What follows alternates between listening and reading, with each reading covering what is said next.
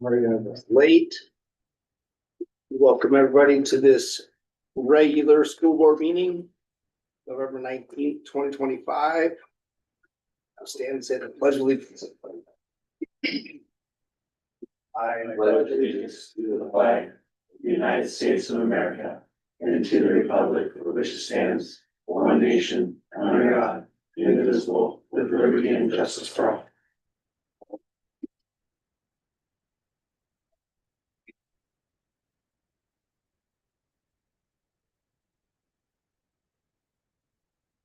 Yeah. Can I please get a motion to adopt the agenda? I'll make a motion to adopt the agenda. Second. Oh, I'm sorry, did I misspeak? no. I'm sorry. I second it.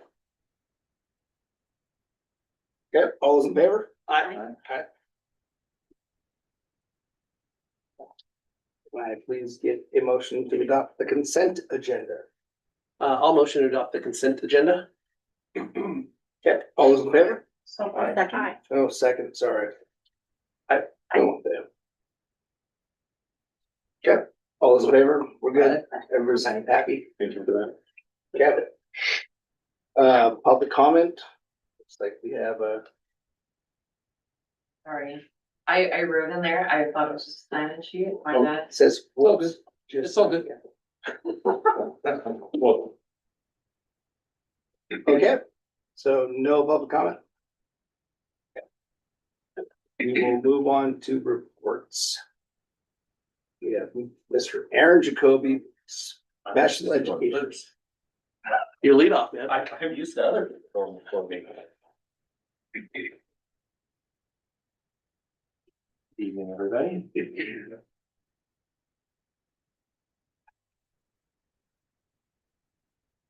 How's everyone doing? Good, I'm doing good. It's cooling off though. Well, it's been a year since I did this last, and this time, last year I was doing this, I had a lot less mobility in my neck, so I'm glad that I'm feeling a lot less old than I was last year. Even though I'm a year older. You look great. So I'm here today to do a report on our special education department in Meridian School District. As always, there's definitely a lot going on in our department, and I'll just share a little bit about what we're seeing and what's happening, so to speak. So looking at some of the trends in our department, we continue to grow. I shared a little bit about this last year. We were right around 200 IPs my first year in this position, which was 2018. This last count, we were right around 263. We actually had a few more than that weren't on the count due to students who are homeschooled, who aren't accessing services. We don't count those students for allocation reasons. We have more kids on our caseloads. We're just not serving them right now due to family decisions. What that's leading to is, I mean, our staff are stretched pretty thin right now. I think don't think anyone's who's working in the schools right now isn't noticing the impacts of the number of kids that we're trying to serve and the needs we're trying to meet, and kind of the impacts of just those numbers and the intensity of needs are having across the board. I think some of that's attributable to just the number of kids. Our enrollment has gone up from 2018 to now. That's no doubt on that. But our percentage of students with IEPs is going up at the same time. We're still nowhere near some of our neighbors in terms of percentage of qualification, you know, with looking at Mount Baker where it's 20-something% or Nooksack where they're close to 20%, we're still in that 14% range. But we are continuing to see growth in our special education numbers, and I predict that's going to continue. Talking about this next one, and then actually the next two are probably pretty closely related. Behavioral health impacts are a big part of that. Aaron, can I ask a quick question? Yeah. I apologize. Yeah.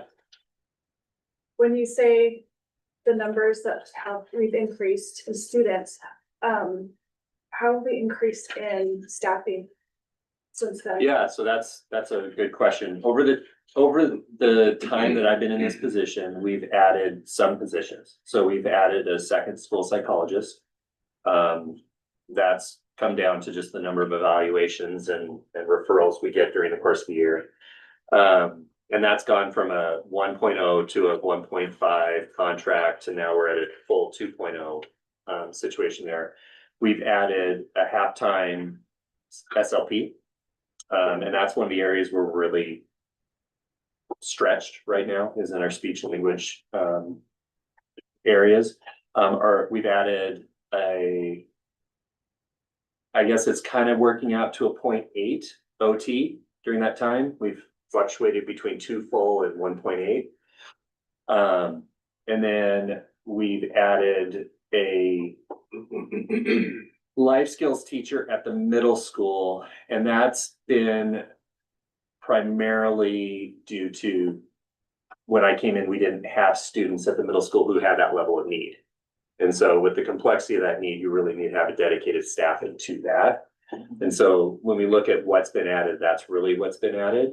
And you know, as things are going, we may have to start having some of those conversations again as we get into planning for the future. Caseloads are getting big. Yeah. So I think when we talk about the impacts of behavioral health, I think some of the behavioral health impacts, so we think mental health, counseling needs, those types of things, like it is, I know it's shocking, but it's disproportionately hitting our kids with IEPs compared to some of their peers in a lot of ways.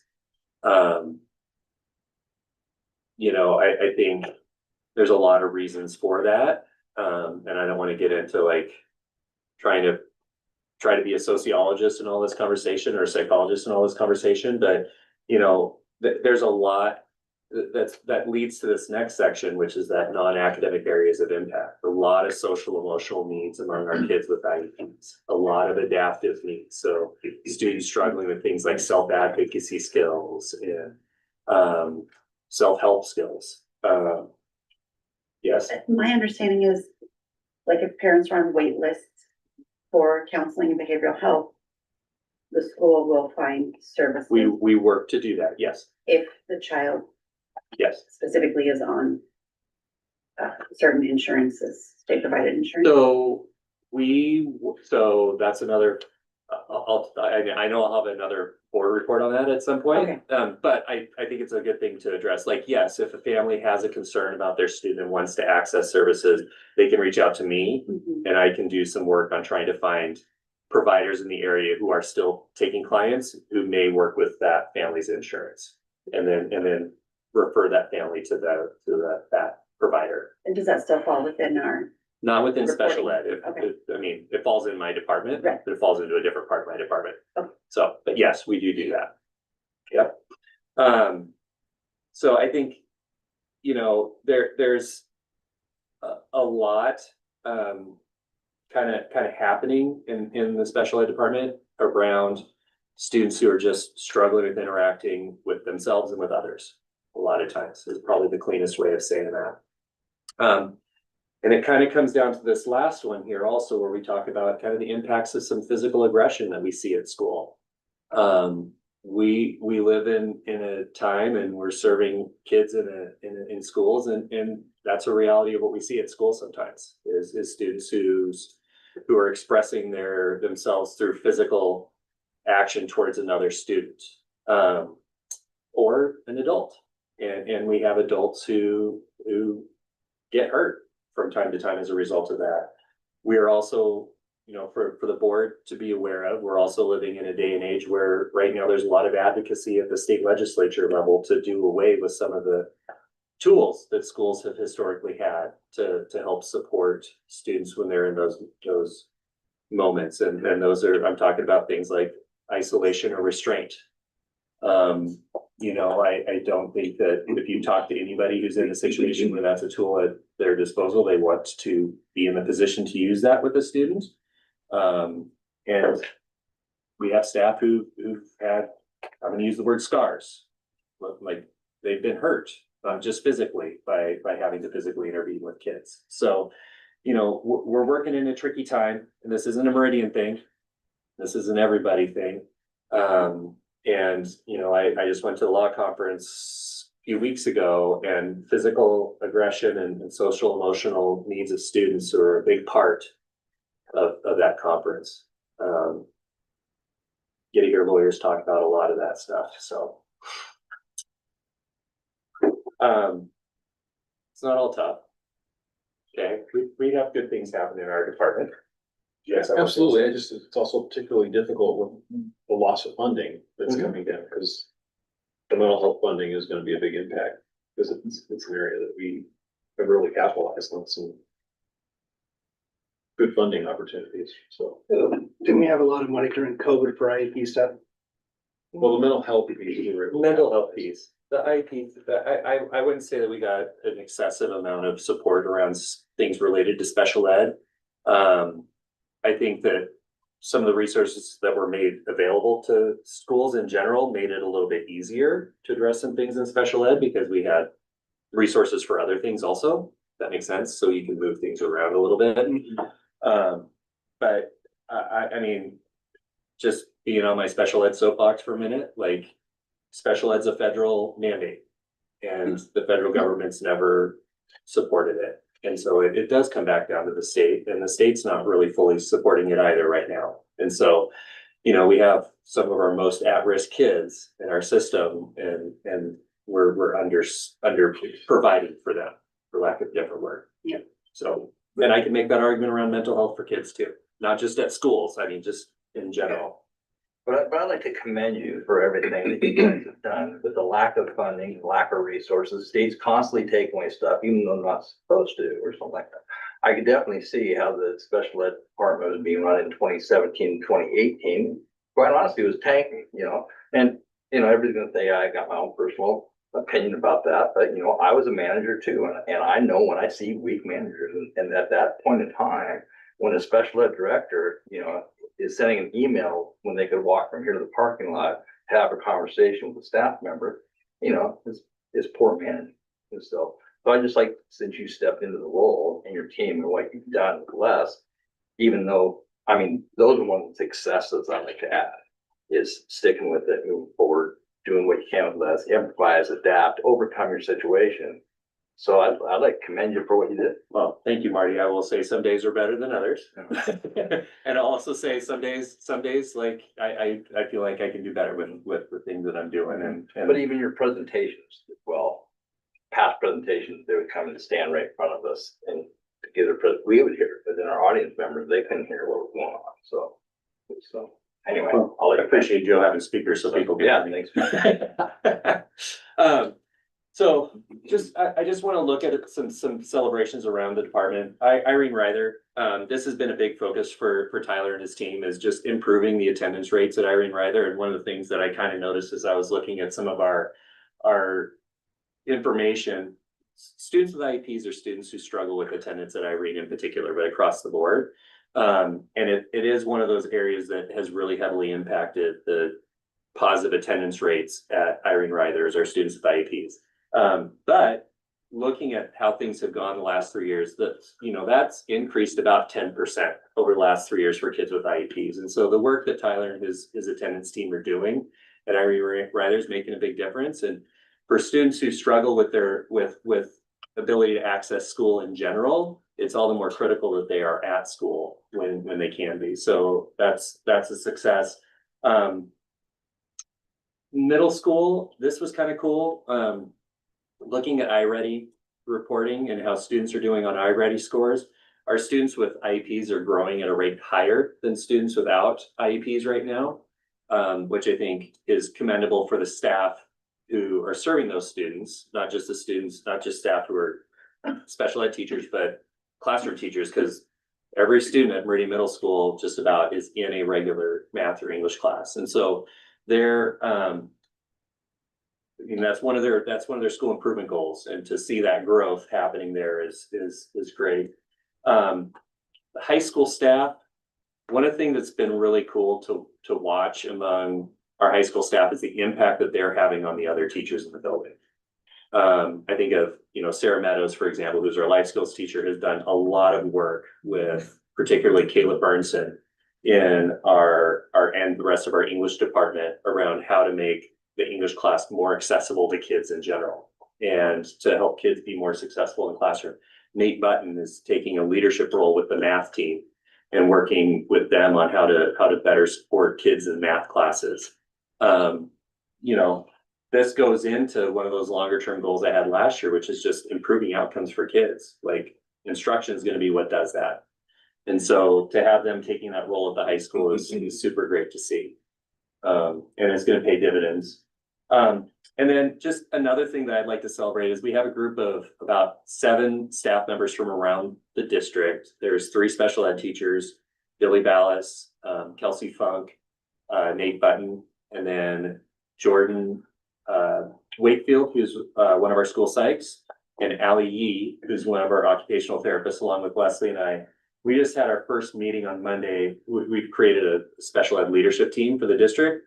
And our goal is to look at things throughout the district and say, okay, how can we improve on this? So the first thing we looked at is a district-wide agenda for IEP meetings. And how can we create a system so that families feel like when they come in, they can predict what's going to happen. So they can focus more on being a support for their students, try to figure out, oh, what are we doing now? Also looking at some tools to help the efficiency of our special ed staff. So growth. Again, that first one, coming back to that agenda conversation, is how can we improve our student and family access to the special ed process? How can we help students feel like they're more involved in what's happening to them when they're at school, so that they have some ownership in it? And then how can we help families better support their kids? I'm a dad. I want to be able to support both my kids. One of them's here. It's a little bit easier than the other one, but that's the way it works, right? And then continue to focus on that. How are we going to help kids improve their outcomes when they leave us? Like, how can we help them to go to college? How can we help them to go to into one of the trades or into an apprenticeship program if that's what they want to do? Which comes to the alignment. How can we get that better alignment between our post-secondary goals for our kids and the high school and beyond plan, so that when kids leave us, they know what they're doing that first step out the door. So their first step out the door does not look like their last day at Meridian High School. And then one of my big things is really looking at how we can leverage some of the new tools that are going to become available to our staff and helping them be more efficient to meet the needs of our kids. So we are talking about things like AI, and how those tools, we got to do some work on board policy and stuff, and we all know that. But right now I'm looking at what can this do to help support our staff. I think I got this one, and then I'll have time. We'll do some questions. We are going to continue to see growth in need in our kids. Every year when we see students come into our preschool, they're coming in with high levels of need, and a lot of times those needs are growing each year. We also need to anticipate being able to do that without the state fully responding in the way that we want them to.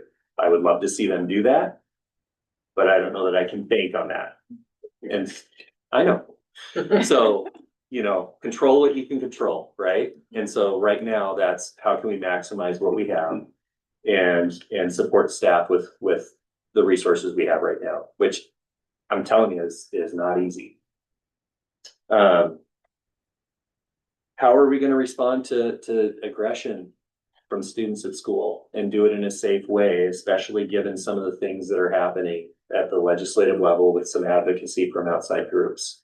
And I'll just share a quick, I went to a seminar where they were talking about this, and the people who are presenting are from one of those advocacy groups, and they talk about doing things like creating safe spaces on campus for students to, when they're feeling dysregulated, to be able to regulate themselves, more sensory spaces and different things like that. And I'm reflecting as we're doing that, where are we doing that? Where are we doing that at the middle school? Where's the space for that at the middle school? We've had years at the elementary school. Where's that happening? Right? And so some of that comes down to some of the conversations we have around bonds and different things like that, where it's harder to pass a bond, and yet when space is at a premium, where do you find it? So some of these things are kind of running into each other a little bit. The other thing that's happening, and I'm gonna be, special ed's a stressful line of work. There's more and more advocacy. We've been in a bubble in Whatcom County for a long time, and the bubble's bursting. And I can't tell you the number of times I meet with directors from other districts who are managing citizens' complaints that have been filed at OSPI or lawsuits. And we've been pretty lucky in Meridian to not have a lot of that. And I attribute that to the staff that we have and the work that they do with families. They really do a good job. But it is getting more and more complex and harder to navigate. And so I think that I don't think I can leave a board meeting with the way things are going without just being transparent about that with everybody. And, it may happen for us at some point. We've been pretty lucky to navigate that to this point, but it is a reality. Well, I don't That's a know how- bummer, I know. But I don't know how you really do it even now. It's so many. Well, I'm just saying, I'm speaking from personal experience. Lainey years ago, she taught special ed. Yeah. She wouldn't be coming home till like 8 o'clock at night. Yeah. And that's when we had everything. That's when we had the funding and the resources in the room and paras and all that. And so when I hear about, each time we talk about, state took more money, they took, and basically you're trying to do this with nothing it's a testament. But I did have a question on, James and Kerwood knows too, retention. Have you had good retention or some staff? people throwing their arms up like, you know what, look, you're not giving me anything. I think we've had really good retention in our special ed department. We've had very little, I think the last, people who left were left because they were ready to not do this anymore, and I mean that from the ready to retire move, not Yeah. throwing up the hands. I would just be frustrated. Oh, well, Like you I mean, said, I mean, we all get not frustrated. Any tools or money, any sort of. I think it also speaks a lot to the staff we have Yeah, and why they're here. And I think about somebody like Karen Nielsen, who's done what she's done for as long as she has, and I'm not gonna use the number.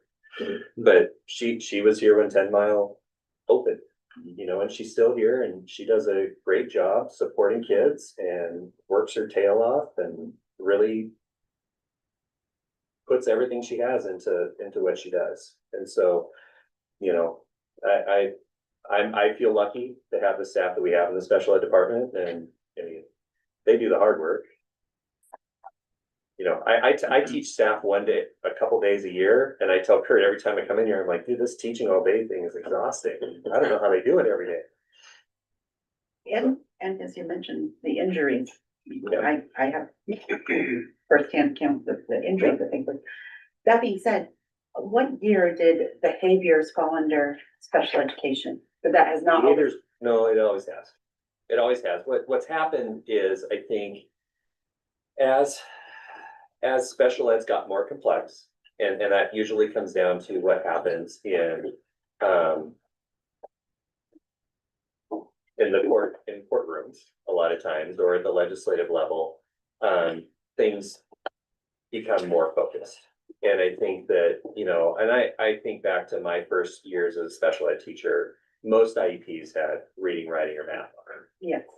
You might have some organization, and you might every now and then have a student with some behavior, but it's very different than it was when I first started teaching. And I think meeting the social emotional or social emotional needs of our kids is one of those things that if you ask special ed teachers, they don't always feel like that's in their wheelhouse, so to speak. You know, it's tricky sometimes. Because you have the kids who are you know, you see the injuries that happen, not just with adults, but the kids themselves, because they become dysregulated. But you also have the kids who you're not seeing them blow up, and they're all holding it inside, and those can be very frightening also. So because you don't know until it's a mess. So they're not coming to school, or they try to hurt themselves. And so, yeah. I think it's also important to make sure you hear that Aaron's cultivating of his department and his teachers is what helps us. Also, yeah, I do think luck plays a part in it. I also think over the course of our careers, we've seen a lot more of the legislature and the courts put things in the realm of special education. And one of the things that I just wanted you to speak to, like whether it's math or English or dysregulation or maybe speech, or I mean, a lot of people, even in education, hear special ed and they think they have all these disabilities when it actually could just be one piece, one thing, and that individualized support is what we want to make sure that we're focusing, right? Yeah, and I think about students, you know, and I can think of students in my past history as a teacher who, you know, they really just struggled with reading. Like they could write, they did well with math, they could organize and everything else, but when it came to reading, it just was harder for them. And so, you know, that's the piece. So like when you look up here and you see that like this year we have, you know, at this point we had 261 IEPs. Well, actually there's 261 on the count. So like each one of those numbers, when you look at that, is a different student, and each one of those students has a different need mix. It's almost like each kid's a different puzzle, you know. And so when you're a speech language pathologist, and you have, you know, 50 kids that you're serving or more, you know, they all have a constellation of things going on, and you have to handle each one differently. If you're talking about a kid with, you know, academics and social emotional needs, adaptive needs, like you may have a kid who has 7 goals that you're working on, but that's not everything. That's just what you're focused on at that time.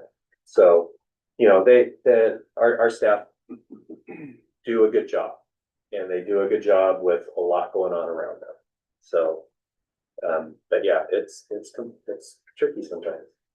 So anyway, I do want to thank you guys for the support. I know that as we've kind of as we've gone through COVID and everything else, and knowing that the state's not funding special ed the way that they could, or the way that they really, quite frankly, should, knowing that you guys have a good understanding of that and are willing to, you know, have some of those conversations when the time comes, it does mean a lot to those of us who do this day in and day out. And, you know, I'm happy if any of you guys want to come see what our staff do, reach out. I'm happy to take you guys around and give you a tour. So yeah, I'm sure that would mean a lot to the staff to see you guys taking an interest in it too. So anyway. Sorry, I would just like to thank you over the last 4 years of being on the school board. Your support of the staff and the kids has been incredible. I've heard from both sides, kids and staff, how amazing you are. I've seen it. I think you're great. Your presentations have been amazing. It's been a privilege. Thank you, Steve. I appreciate that. Thank you. I appreciate you and all you've done to support our department and just what you do for Meridian in general. So thank you.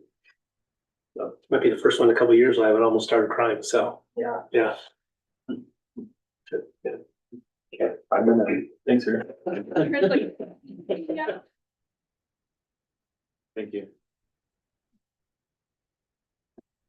All right, Mr. Joe. guys for having me. That's kind of hard act to follow We're gonna go from the warm fuzzies to the IT. to the IT and very like. cut and dry. We still have Daniel later, so. Yeah. Daniel will get his number. Something about a sandwich, right? Thanks again. Appreciate coming up here and getting an opportunity to share. The winter presentation is, we've made it about the technology plan, which is effectively a recap of our levy that we've got up there. So this year we've closed now the 21 to 24 levy, and we've started working on the 25 to 28 levy. I've got a lot of slides I shared with you. I only have about 5 that I'm gonna hit, but if you have questions along the way, then go ahead and stop me. We can talk about those. So one of the first things is, the funding. So just shy of $3 million was approved by voters. And as of this past September, 99.4 of that has been received at least by the Whatcom County treasurers. So I think it's worth noting just that how well our community, when we project out our expenditures, we base it on 95% from Daniel's recommendation, and that's kind of how we budget. With varying pricing, inflation, what have you, that having that amount paid has been super helpful to make sure that we came out ahead. We actually spent just over $3.2 million. And that includes finishing off the final project we have from the previous levy for the generator at the district head end. And that's projected to be done at the end of the year. We received just over $500,000 from the federal government early on as a reimbursement on some of our expenses. And that was to buy out some of the devices we leased. We also received a discount on some of the products through another federal program called E-rate. And that's an ongoing one, and it appears that that will continue on. So we'll be able to tap those dollars in future years when we buy network equipment. With the additional bonus and underspending in some areas, we were able to keep a balance and have that give us a head start on the next levy. So kind of when we went into the levy, there was a hope and a goal of having roughly 10% leaving towards the end of the levy, because we didn't know what the next future would bring. So we were able to accomplish that. And so then that gave us a start into the next levy.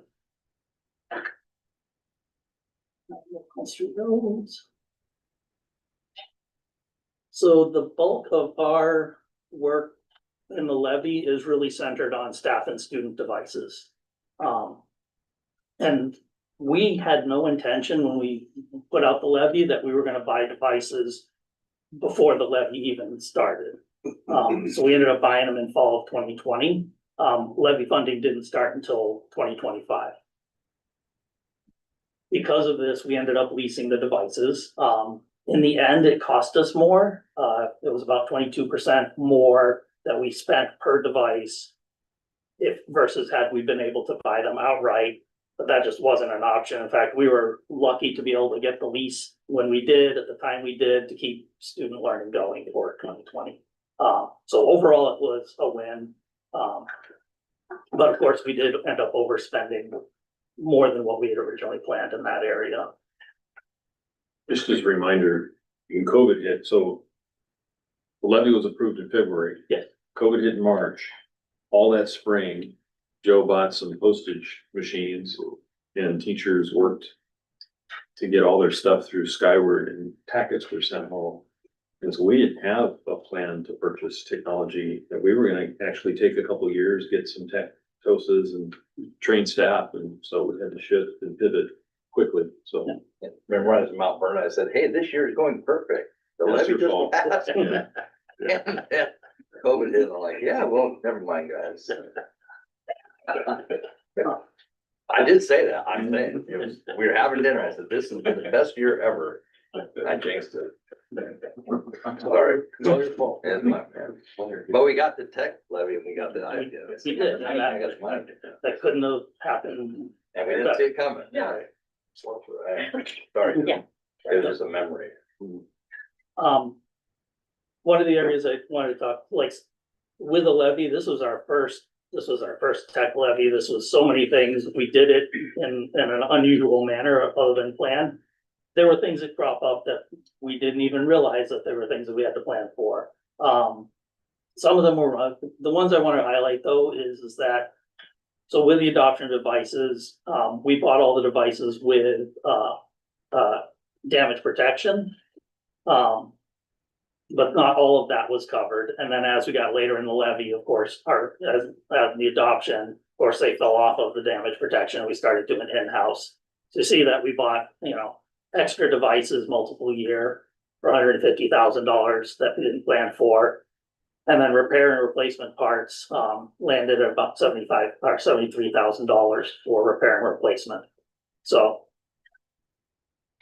ultimately, you're looking at, just over 5% of the total expenditure of the levy. So it's, whilst that's an area that we're looking at to improve, at the other hand, there's a cost of doing business on any kind of fleet you have, maintaining it. And so, there's good and bad in that.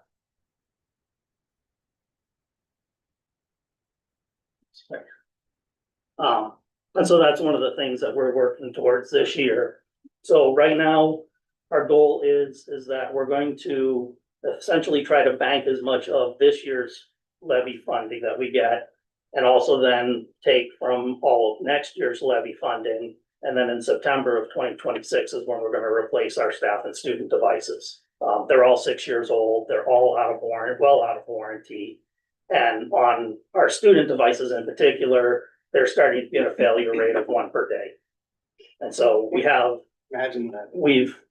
they're 6 years old. And so, what we're finding is the power systems are failing on them. So either they won't charge anymore, where it's on the motherboard will no longer accept the charge. We've had issues where the motherboard is actually shorted out. And replacement of that's not cost effective in any way, shape, or form. So we've done some things to mitigate that. We have enough devices to take an attrition of 1 per day to get us through the rest of this school year, but we absolutely will have to address it for next year. So with the 2 years of funding, we should be able to, with all the plans we've got, working with Daniel on the funding piece, we'll be able to replace all of our devices next year. Things that gives us time too, to kind of revisit a lot of the things that we had to force adopt because of timing. So one of the things is, we started looking at shifting. So right now, my team, we get notification, my team gets a device prep, we print out paperwork, we deliver it to the building's handed off to the student. And there's a gap in the turnaround time. And then on the back end, when a student leaves, they hopefully return their device to the building. We'll get it within a day or two, then it comes back to it. So there's a delay in the processing. So what we've tried now with MP3 is we've shifted responsibility for all of that over to them. So we've assigned them their devices to them. They handle the day-to-day check-in and check-out, which so far has been great because that means the kid shows up today, they get a device today. Like there's no delay. Kid leaves, they're responsible for tracking it down. But part of the challenge we had with tracking down devices is one, we're, a week or more later that we find out that the student left, then we have to identify them. We have no prior relationship with our families or the students like the buildings do, right? They have a regular relationship with them. So our communications don't always get heard. And so I think shifting in that direction is going to help with just the return of devices.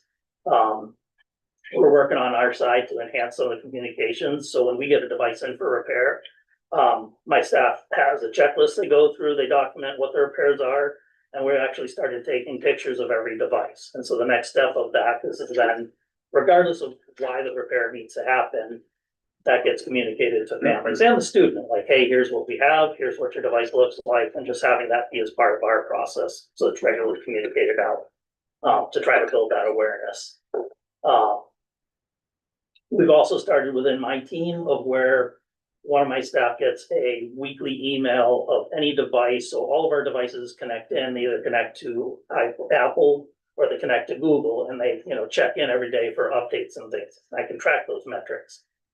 When a device doesn't check in for a week or a month, then usually that's an indication that there's something wrong. So my team gets an email. We're trying to work with it, but ultimately we want to hand that back out to the buildings as well and say, so, why did Michelle's device, why didn't she use it at all last week? She wasn't absent, she was here.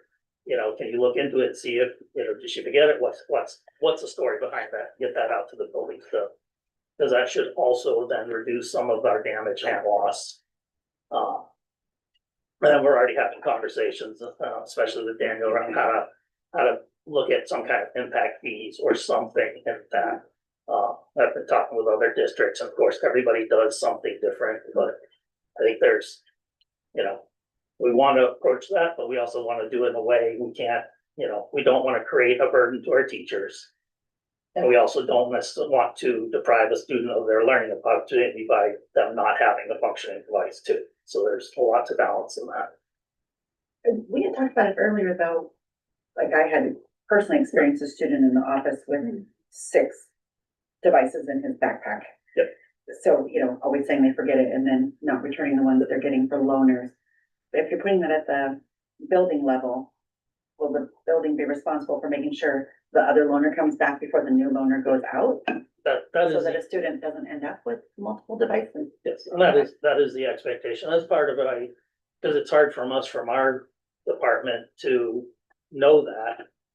Because they're out of different systems or, you know, it's And the happening loaners are coming directly from the from the buildings, buildings, yeah. Those loaners don't come from us. Okay, And so again, then pushing all of the devices and making the buildings responsible is gonna hopefully mitigate some of that too, because then they can track who it is. And we do have, there's different checkout devices are supposed to be handled in a certain way. We have 2 different device carts at each building. One is geared towards, hey, my device stopped working, we need to turn it into tech for repair. Student's supposed to get a device off of that car and that becomes a long-term loaner. So that's their one that they use. There's a secondary cart that, hey, I forgot my device today, or my battery died and I need a device. There is a daily cart that they're supposed to do and that we implemented to also mitigate that issue. So there's a lot of them are, hey, I forgot my device today. Okay, great, you have a device, it looks different. And so I know especially at the middle school, because I'm here, they announce on the intercom at the end of the day, okay, if you have a silver Chromebook, please return it to the office. And so their buildings are doing better. I mean, we've had conversations all along, and we had more after we chatted as well. And so we're trying to do things that just streamline the system and make it better. and we had talked about maybe devices not going home with the much younger children, is that correct? Yeah, so we adopted, so this year, TK through 2nd grade, devices are, you know, on campus only, so they no longer go home. Sweet. Yeah, my daughter's 3rd grade class, they can't bring them home during the week. I know there was discussion about having that, but I wasn't aware of that. Okay, It's totally fine with me. I mean, I think it should go all the way to 5th grade. and we are gonna have that conversation. One of the things, we did have a meeting with all of the building lead, or the grade level leaders at IRE specifically, around this, and that's where we came up with we're gonna start with TK through 2nd grade and keeping them. There is a request that we look at the rest of them, and we're gonna go through that and have other meetings to discuss it. One of the key points is, again, we wanna make sure that the devices are going home, there's a purpose for them going home, right? And that was the intent, is that students can extend their learning day. But that starts to go more into curriculum's realm, less in my realm, right? And so. It also goes into the way that they can use some of these Chromebooks to get onto YouTube and do all the other stuff. Right. So I mean, like, up to 5th grade, in my opinion, they shouldn't be able to bring them home at all. Other districts are up to 8th grade and, you know, I mean, if the student has an IEP, or if a student has needs outside of what we know, we can provide them something, but the rest of them should be putting them right where they go. We'll go through process and balance the curriculum piece and the educational technology I'm piece. just- Yeah, no, that's good. And that also, you know, in theory, that should also help mitigate some of specifically any loss around students that leave our district and don't return to the funds. Which isn't, you know, again, it's not an extreme amount, but it's not zero either, so. Yeah, so her 3rd grade class gets bring home on the weekends, but just not during the week. So it's just, Well, Might be a teacher thing, I don't know. well, to be consistent. Yeah. Well, thank you for looking at ways for improvement. I appreciate it. Yeah. Very much. We know you're understaffed and you're doing an amazing job, Joe. You have been forever. Hey, on the upside, TBD technical support position, we do have that posted, so. We close this Friday, we'll probably not do interviews next week, we'll do interviews first week of December and hopefully get them on site for the end of the calendar year, so. Just, yeah, we do need our extra help. Yeah. And we're not doing any outside support help. We do not do a lot. We do pretty much, I would say 90 to 95% of all of our work is done in-house. And a lot of, which is also part of the reason why our levy dollars we were able to bank some of that, because rather than paying, and a lot of the things like the infrastructure pieces that we did with the levy, the amount we budgeted would not have been sufficient to hire somebody else to do the work and buy the equipment we needed. By putting a load on our team and Jay's team as well, to do it in-house, we're able to, reduce the cost, but it puts a load on our staff, so. Yeah. You've done an incredible job. Thank you.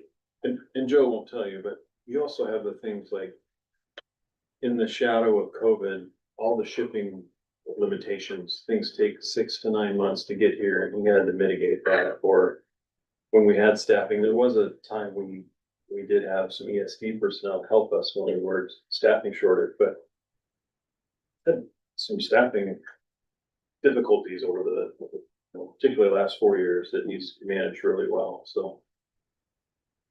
Done a nice job. Yep. Thank you. Thank you. Thank you, Joe. Thanks, Joe.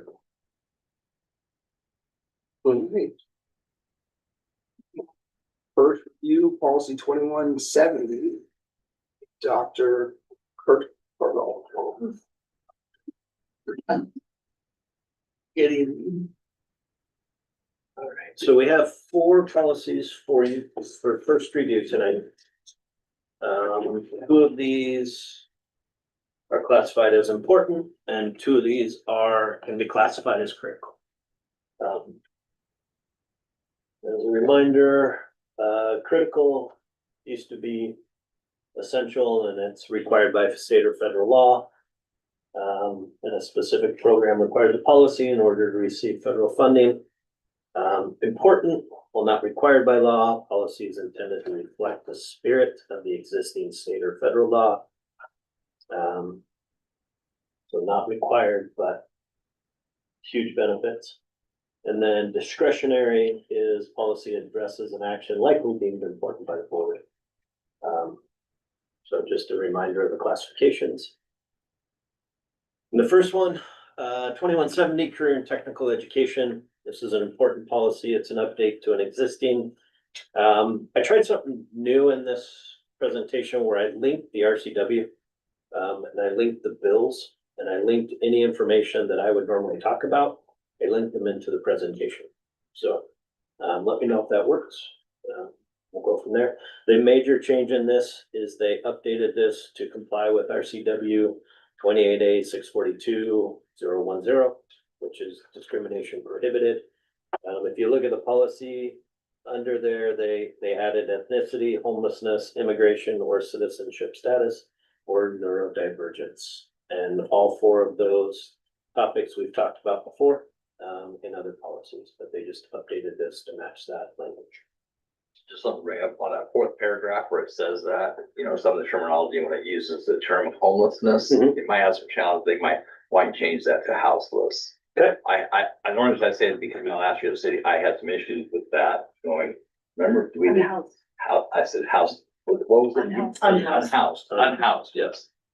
Unhoused, because they termed that homelessness was, it wasn't politically correct. Yeah, Is that- It's kind of discriminatory. So during all the solid waste stuff that we had to do and the clean was one of the memos that I read, I used to, with the homeless population and stuff like that, I had to change that to what was Unhoused. unhoused.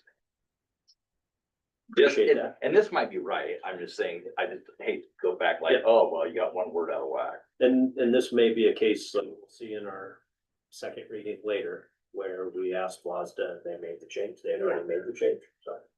But this mirrors the RCW currently, and that may change.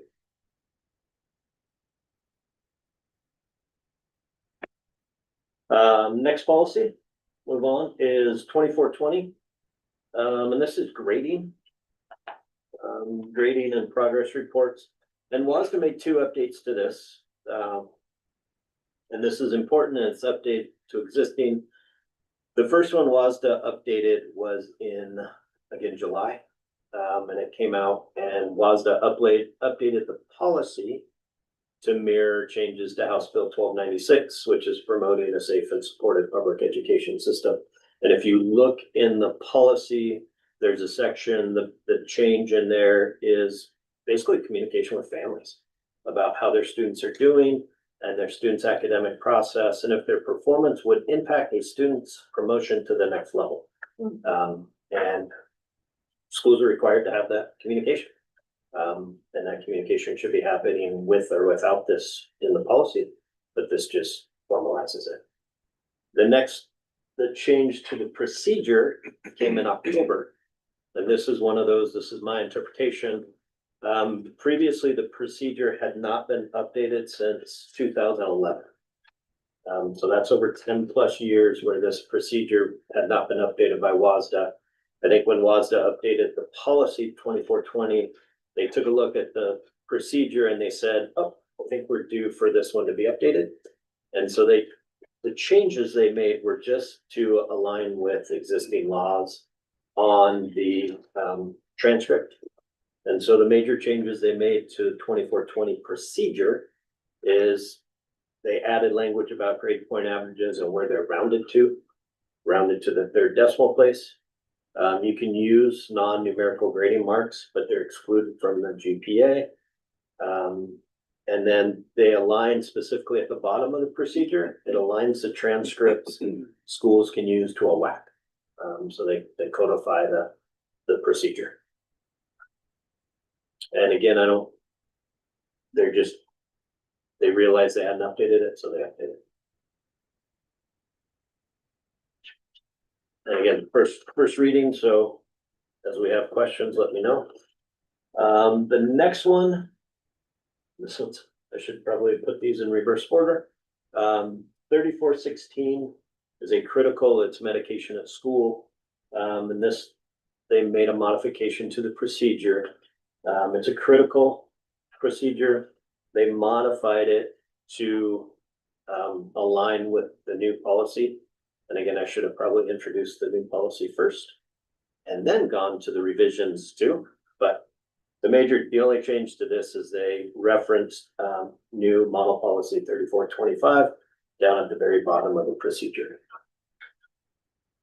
And this is a critical, and again, update to existing.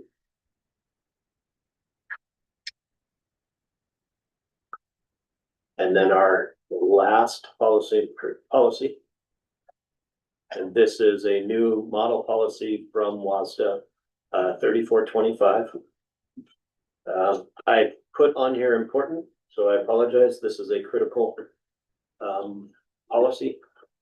And WASDA created this policy to align with substitute House Bill 1709, which is addressing the care of students with adrenal insufficiency by parent designated adults and the requirements outlined in RCW 28A 210-358. I had to do some research on this just to help me, and so I've emailed both Mr. Jacoby and then our school nurses, Mrs. Erdman and Ms. King, and had them review the policy. And then they were on board. They were, one of them was like, we just met with the nurse from the ESD previously, and they were telling us about this policy. So they're very excited about this policy. I did learn what adrenal insufficiency was. And it occurs when the adrenal glands don't make enough of the hormone cortisol. And the primary kind of this adrenal insufficiency is known as Addison's disease. It is rare. And when the adrenal glands don't make enough of the hormones cortisol And it's when the adrenal glands don't make enough of the hormones cortisol or aldosterone. Could be saying that wrong, but that's what it is. The policy basically is broken into three parts. It describes the individual health plan requirement. The next part is what's called parent designated adults. And they are an adult designated by the parent, and it can be a school employee or a volunteer, to provide care for their student with adrenal insufficiencies. That person has to go through training and has to have these things in place before they participate. And then there's an immunity statement at the bottom. That's the last part of the policy that holds the district, the employee, or their parent designated adult harmless if they are acting in good faith and substantially complies with the health plan. So it just lays out the process for this, supporting these students. And speaking with the nurse, I think both nurses, we do not at this time have any students that have this. But they were both excited to have it ready for them when it does happen. Cool. Questions? Yeah. Any other questions? No. No, it's good. You had basketball practice today. Yeah. That's supposed to start Monday. I was gonna say, it's like, had Sunday was your break. Yeah, got it done. We didn't. Well, we got back on the bus that day, so we capped it at. Wow. All right, well, we'll move on to old business. This evening, do you have any opinions on policy 1111 oath of office? No, and I checked with Logan and she did it. Okay. Can I please get a motion to adopt second review and approval of policy 1111 oath of office?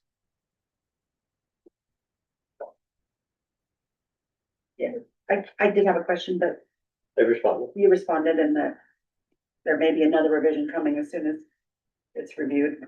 Yeah, so Michelle's question at the last board meeting was if the oath of office is based on the RCW and the school board member is not officially in the role till they've taken the oath of office in a specific manner, why is it not identified as a critical policy?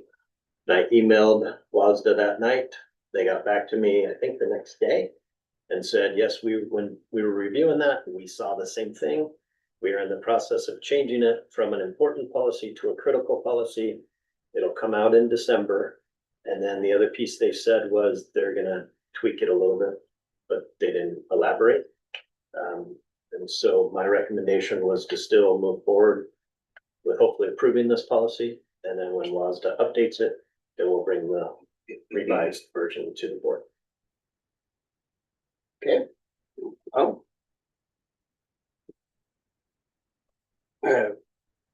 Ask for approval of second review and approval of policy 1111 oath of office. You need a motion in a second. So all motion to adopt policy 1111. I'll second. All those in favor? Aye. Aye. Thank you.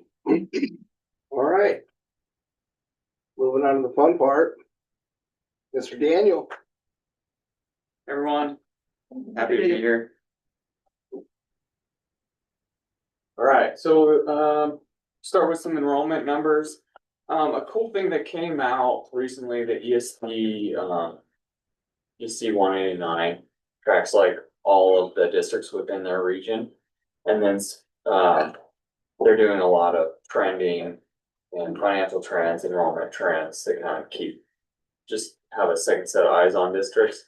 And Whatcom County, Meridian School District is the only district that has a positive enrollment right now this year compared to their budget. So doing a lot of good things here, budgeting accurately, but also more importantly, providing services that parents are happy to keep their kids in school. So that's something to celebrate. Yeah. November to so October was up a bit, or up quite a bit from, September, and then, so a little bit of a decline from October to November in the core program. IRE is down 1, the middle school's flat, high school's down 4, and MP3 is up 2. So a net decrease of 3, which on a later slide you'll see puts us right at our budget amount. Special education went up 1 FTE. The ECAP program, we were able in November to get the full enrollment of 40, so that's exciting. And dropout re-engagements, right at budget as well, or the same as it was in October.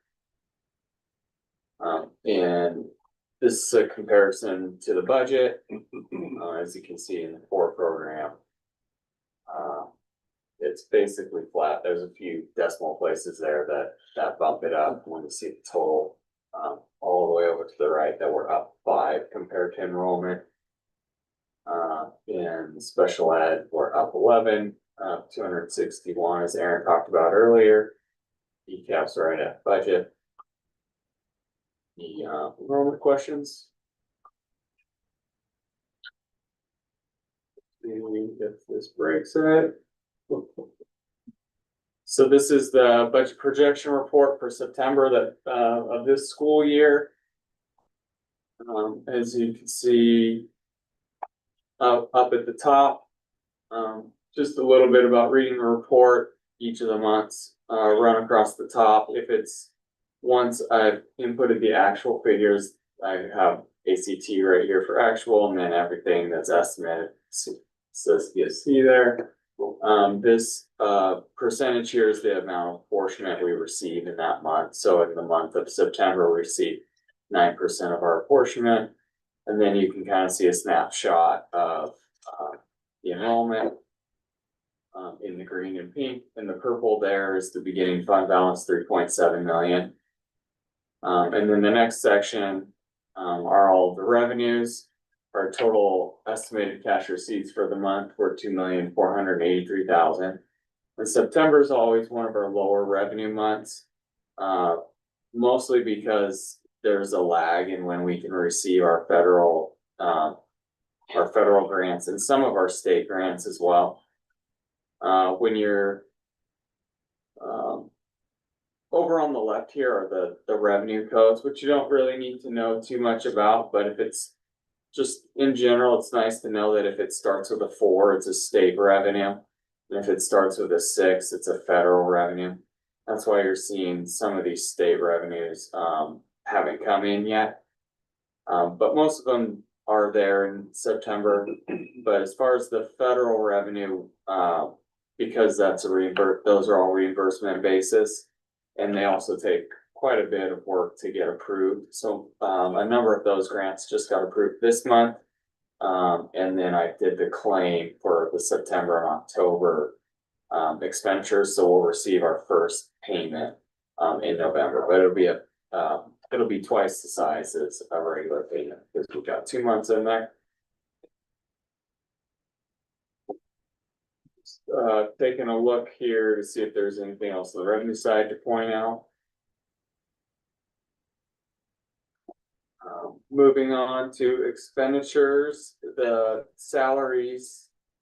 One of the things that I do at the beginning of the year is average out what, an average month of salaries would look like.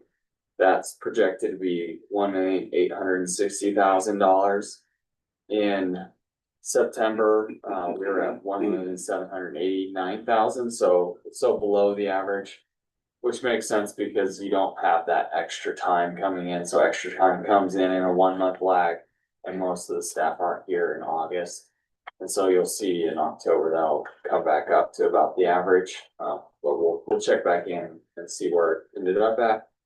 Accounts payable were higher than the average. The average is a little over $500,000, 519,000. In September, we spent 701,000.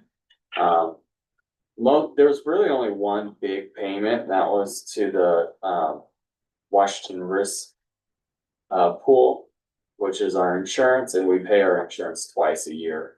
And that was $284,000 that we paid out in September. And then the rest of that was a lot of small stuff where, all the schools and departments, they're gearing up for the year and they're beginning to spend their budgets. And sometimes they'll even make an order in summer that is an order where they can place the order and then they receive all the supplies in September and then pay for it in September. So they do some pre-planning there. But it's pretty normal to have accounts payable be higher the first month of the year. But as you can see, expenditures exceeded revenues. So our revenues were $2,483,000, expenditures were $311,000.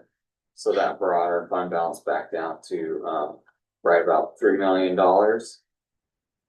which is part of why you want to have a solid enough fund balance that you have some cash flow there for those months where your expenditures exceed your revenues, because it is normal.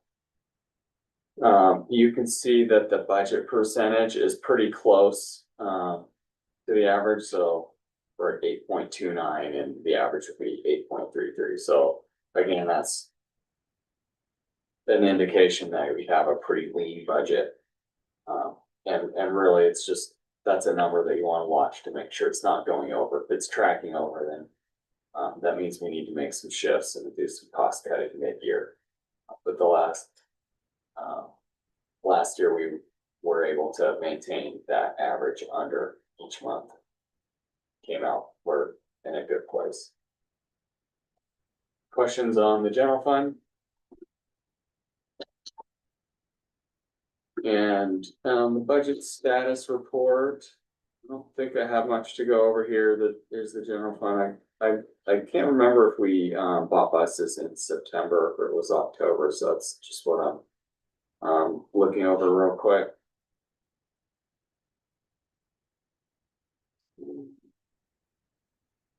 Okay, so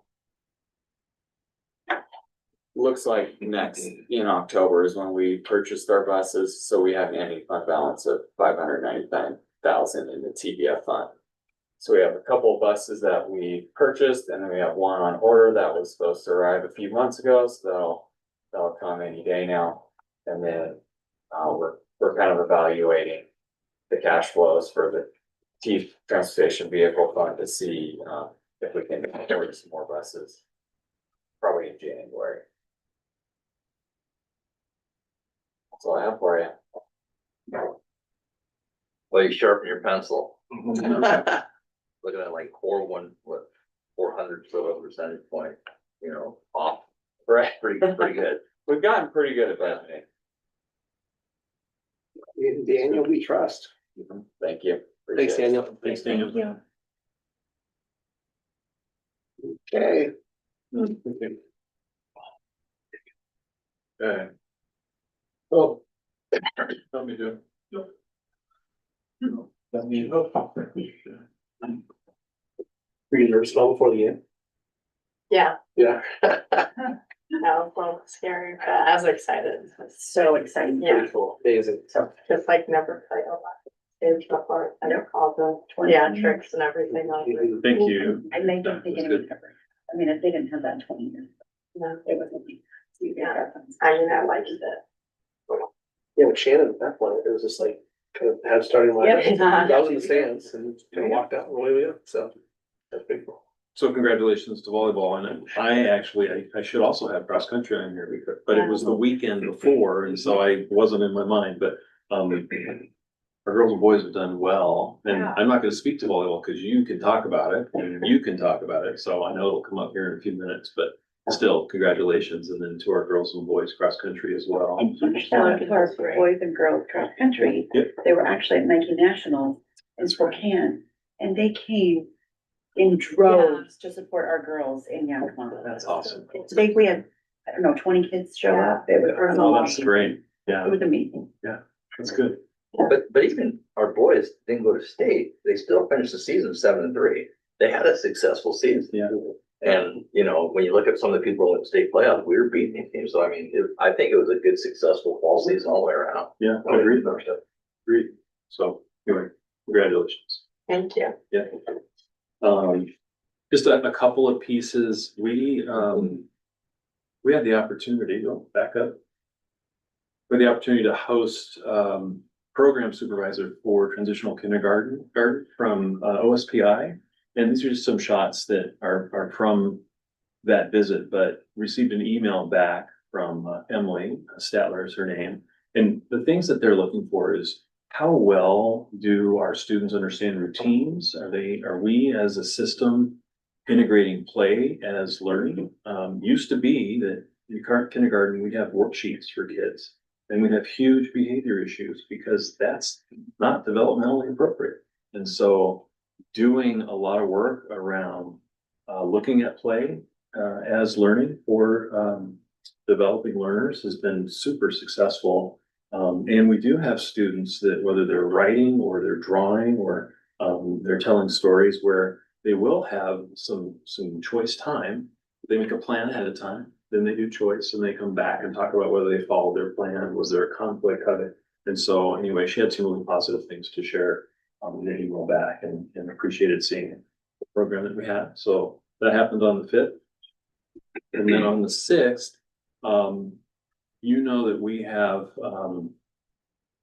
Heather Powell, who's the CEO of the Washington County Boys and Girls Club, on our Limitless team, working on a way for early elementary through the backside of graduation engagement. And so we all attended the breakfast, and yes, Steve Largent was there. And this isn't about Steve Largent, it's more about how do we support a partner who we hope to really be able to have some opportunities to support our middle school students. We did apply for a 21st Century grant with them. We weren't successful, but they do have it in their objectives to find a way to partner with Meridian. And so that was one of the things that we did as a team to support the Boys and Girls Club. I'm continuing my visits to different classrooms, different grade levels. And so on the 6th, I spent some time in Kelsey Morrison's science classroom and really had conversations about what is the strategic plan and what is it that we have on the horizon with some programs with the Skill Center. And they didn't have a lot of familiarity with it. So we went through it a little bit. We talked about what was coming. We talked about, we have allied health, we have an open doors program, we have fire science, we have welding, and we're talking about bringing in early childhood ed and also hospitality and tourism. So those are things on the horizon, but we talked about me coming back around in January and seeing where they're at and the things that they're thinking about. And so these are always good visits because we get to have, for me, a sense of things that are important for them and what's going on. And so there was that visit. And I think on Monday, I'm going to go visit Fred Wiley's classroom. So we'll talk to juniors there. So do that. On the 7th, I'm on the board for the Washington State Risk Pool. And so one of the largest costs for Washington school systems is their risk management insurance. And one of the main reasons why it's large is because there has been a huge uptick in the amount of cases of sexual abuse and molestation, and whether that's student on student or adult on student. But you have an increase of incidents of claims. WSRMP is a great partner. They also insure against loss because of weather, loss because of system failures. So they have a whole range of things that they provide, but this was a focus specifically on sexual abuse and molestation, with the idea of districts doing a bigger part of preparing their staff and making sure their staff understands what's going on. Yes, districts are supposed to every year provide vector solutions where they go through some training, but the attorneys that spoke at this, the people that described the nuclear verdicts that are happening in Washington, because Washington is the only state in the country that doesn't have tort protections. And so you could have somebody come in with a verdict that's $100 million. And if you're a district that is unable to have that insurance, you could be bankrupt by that, right? And so Just a lot of insight around what is happening and why it's difficult is the expansion of what defines school. So if we talk about activities like a trip to Washington DC or outdoor ed or state trip across state, districts can be found liable for conduct of staff members, even if they're not at a staff event. So they've expanded what those definitions are. So it's super hard. Supervision is difficult. In Washington State, we have a 1% fault, 100% liability, which means if something happens and a district is found to be 1% at fault, they can be also found 100% liable for paying the penalties. So that's what I spent my day learning about. And so. 1%. It's not difficult to make a link to 1%. So, and then you can see the bubbles of the different pieces that, the focus that they're trying to do is instead of just saying, hey, we're going to do training. So it's training awareness, policies, it's incidents, it's arbitration, mediation, insurance coverage and risk financing. Kurt is our main contact with WSRMP. When there are issues or there are things, first thing he does is call them. When we have issues that we're having to navigate with staff, or maybe there's an event, then we call and talk to them for guidance and make sure that we've got all the different pieces in place correctly. So they provide a lot of support, and a lot of that preventative action helps us in the long run, helps everybody in the long run. Right? And do they do on-site education for our teams? Do they offer evaluations and audits of our practices and policies as far as when students are alone or how we manage staff student behaviors? And They do that in different ways. When I first started in this role, we had I forget the name of it, but it was a large, basically notebook. And it was broken into 7 sections. And it was risk, it was policy procedure, it was training, and we had to document everything that we are doing in it. I think it was a RAS, risk assessment survey, still I've scarred in my memory. And we did that for, I think, 3 years, and they navigated, they helped us, now they do more focused, for districts. So Aaron worked with them last year on the special education department, and kind of some of the things he talked about tonight, and then created a plan, and then they monitor it. I'm gonna meet with them tomorrow about this year's plan. So they do help that way. They also provide, they are super fast in providing training, and then not training, advice, resources, guidance. They will connect us with an attorney if need be. I'd be more interested in seeing what they do for preventative, so Yes. that we're not Yeah. engaging They're- with the legal aspect of it Yep. all, we're mitigating They're that a on the other lot end. for, here's best practice. Yeah, okay, great. So for example, we had questions from supervision, in the locker room with Jenny, Mhm. and here's best practice for locker room supervision. So they are very supportive. Yes. I think, like, this is an example of the things they do, but I think it's cost prohibitive for them to go to districts alone, so they have it in a central location, and then they're advertising on this as have at least one person from your district be here. Okay, so I think they serve 120 districts, something like that. So, Yeah, I looked it up. There's 2 major risk pool. yeah, clear risk, and then, yeah, WSR. Anyway, they're good partners. And those, a lot of hard conversation, talking about different kinds of cases, right? But, super helpful. I just wanted to hear the prevention so we don't lose things like DC and outdoor ed. Right.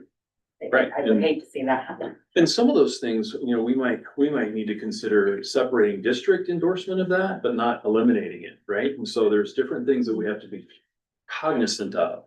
Because like if we provide busing, then that means we're a sponsor, which then means we could be liable if something should occur. So there's some of that assessment that we're investigating to say, how do we allow for those things to happen, but also protect the district, right? So I don't have anything on it, but I also want to make sure that the board knows the great work that Michelle Apellis is doing right now around transportation. We are short of drivers and it's not just Michelle, it's absolutely Michelle, but it's Kurt, it's Angie, it's Julie, taking over dispatch. It's working with our classified union to get an MOU in place so that we can have some people who are being trained to be bus drivers, also be able to drive some routes to go get students that are unhoused. And so the idea is just like Aaron conveyed that there's some difficulties around behaviors and elevation and how do we navigate that. Same thing, we're short on staffing. You may have seen the article in Cascadia Daily News about being short on staffing.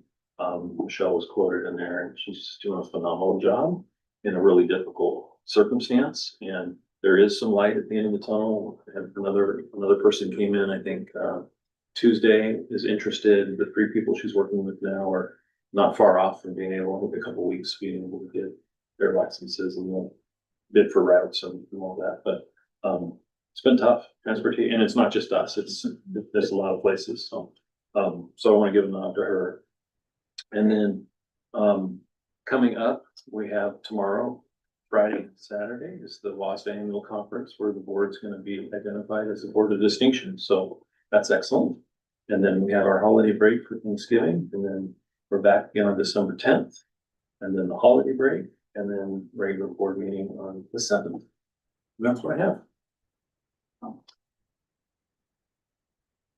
Thank you.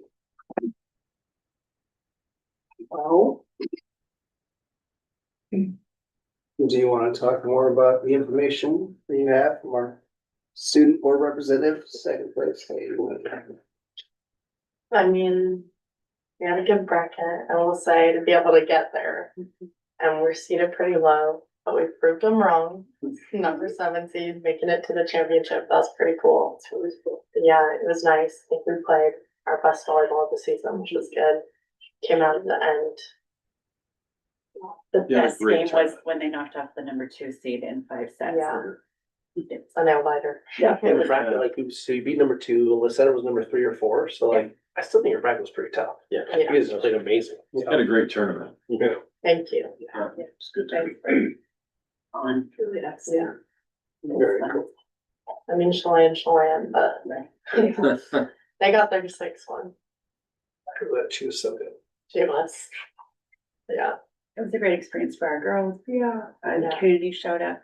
You guys made great memories. Well, for sure. I thought some of the photos, it was Yeah. like when they're having their downtime and they're just connecting as a team, some of those photos were Yeah. just better than what was happening on the court. Very cool. Good job. There. Anything else? I think that's it. Okay. Thank we you have- for your student feedback and everything. Yeah, we went over phone policies today and advisory. That's good. It's pretty brief though. It's hard to do it in the T3 periods where we just have our 30 minutes, but got a good like overview. And Winter Wishes just launched today too. It's a little bit behind, so You gotta get your stuff in by December 12th, is that right? Donations? I think so. Tracy has the advisory program together. Winter Wishes today, 'cause they're behind. A lot of work. Yeah, I've been busy. Do we have any information from any other board directors? No. Okay. Well, we can sign some official documents and adjourn. No. Thank you.